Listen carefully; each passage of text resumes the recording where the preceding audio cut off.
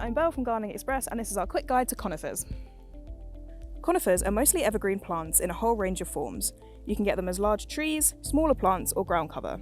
They can make for great focal points as well as hedges and screens, and the smaller varieties work well to fill in empty looking spaces in beds and borders and to give some year-round structure. Another great thing about conifers is the range of colours that they can add to a space. Not only do different conifers grow in different shapes, but they can also grow in different shades of green, silver, grey, gold, and some variegated plants with combinations of colours. Seeing as they're evergreen, you could structure a whole area of your garden with different types of conifers that have different shapes, colours and textures for the whole year.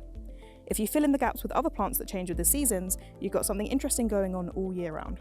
Popular varieties in our conifers range include dwarf Alberta spruce, lemon-scented cypress goldcrest, Taxus baccata English yew, either as pot-grown bushy plants or as topiary balls, and dwarf winter gold palm. If you want any more information on plants or gardening in general, check out the other videos and articles on our website. Thanks for watching and enjoy your garden.